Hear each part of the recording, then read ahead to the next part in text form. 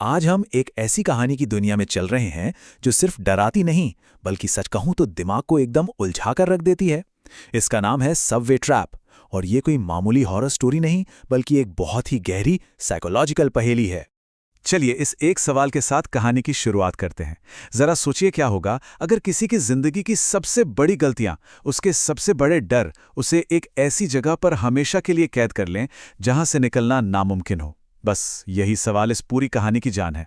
तो कहानी शुरू होती है हमारी मेन कैरेक्टर तान्या के साथ। उसकी जिंदगी हम सब की तरह बिल्कुल आम है, रोज की भागदौड़। लेकिन ये सब बदलने वाला है क्योंकि उसकी दुनिया अब एक भयानक सपने में तब्दील होने जा रही है।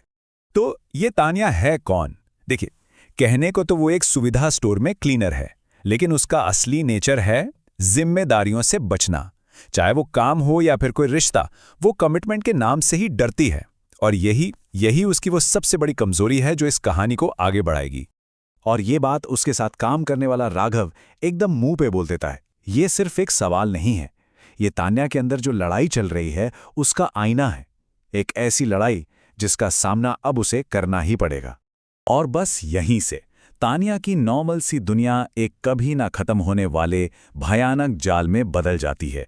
ये वो पल है जब सब कुछ गलत होना शुरू होता है। काम खत्म करके तान्या घर जाने के लिए मेट्रो लेती है। आखिरी स्टेशन पर उतरकर वो रोज की तरह एग्जिट गेट की तरफ बढ़ती है।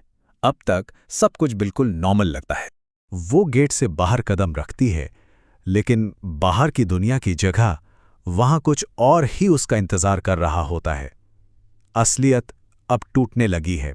वो एकदम सन्न रह जाती है क्योंकि वो फिर से उसी सबवे स्टेशन में खड़ी है जहां से उसने अभी अभी बाहर कदम रखा था। ये एक एंडलेस लूप है। तान्या फंस चुकी है और असल डरावना सपना अब शुरू हो चुका है। बहुत जल्द ये साफ हो जाता है कि ये कोई भूत प्रेत का मामला नहीं है। नहीं, ये तो एक बड़ा ही क्रूर खेल है जिसके अपने नियम हैं, अपने मकसद हैं। ये उसकी जिंदगी का सबसे बड़ा इम्तिहान है। इस खेल के नियम बिल्कुल साफ है। हर लेवल उसकी पर्सनालिटी की किसी न किसी कमजोरी पर वार करने के लिए बनाया गया है। लेवल 1 में उसे एक छोटी सी खोई हुई डिटेल ढूंढनी है। लेवल 2 में उसे निस्वार्थ बनना है, और अगर वो फेल हुई तो सजा बहुत भयानक होगी। और उसका पहला टेस्ट सीधा उसकी आदत पर हमला करता है, मतलब छोटी छोटी चीजों को नजरअंदाज करने की आदत। अपनी जिम्मेदारियों की तरह वो इन डिटेल्स पर भी ध्यान नहीं देती और फेल हो जाती है। लेकिन तभी उसकी नजर दीवार पर लगी एक घड़ी पर पड़ती है जो उल्टी चल रही है। बस यही वो पल है जब वो रुककर सोचने पर मजबूर होती है और ये लेवल पार कर लेती है। लेकिन लेवल 2 में उसकी सबसे गहरी कमजोरी सामने आती है। जब एक डरी हुई औरत उससे मदद की भीख मांगती है तो सेल्फलेस बनने की बजाय तान्या का खुद को बचाने वाला नेचर हावी हो जाता है और वो डर कर वहां से भाग जाती है। और इस नाकामी की सजा दिल दहला देती है। सबवे का डिस्प्ले उसे दिखाता है कि असल दुनिया में अपने घर में सो रहे राघव पर एक भयानक साया हमला कर रहा है। पहली बार उसे एहसास होता है कि उसकी गलतियों का असर सिर्फ उस पर नहीं, उन लोगों पर भी पड़ रहा है जिनकी वो परवाह करती है। खेल को चलाने वाली वो रहस्यमयी आवाज उसे साफ साफ बताती है कि उसकी ये हालत किसी और की वजह से नहीं बल्कि उसकी खुद की स्वार्थी सोच का नतीजा है। ये गड्ढा उसने अपने लिए खुद खोदा है। और अब कहानी अपने क्लाइमैक्स पर पहुंचती है। आखिरी लेवल जहां तान्या को अपने सबसे बड़े दुश्मन का सामना करना है। इस आखिरी लेवल में सब कुछ दांव पर है। एक भयानक सच का सामना करने के बाद तान्या आखिरकार भागने की बजाय लड़ने का फैसला करती है और एक हथौड़ा उठा लेती है। अब ये लड़ाई आमने सामने की है।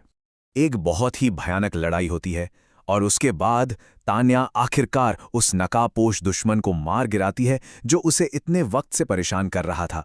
उसे लगता है बस वो जीत गई।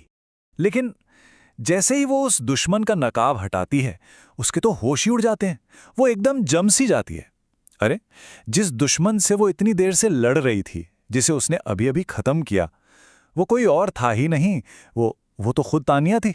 मतलब वो नकाबपोश परछाई असल में उसकी अपनी कमजोरियों, उसके डर और उसके स्वार्थ का एक जीता जागता भयानक रूप थी।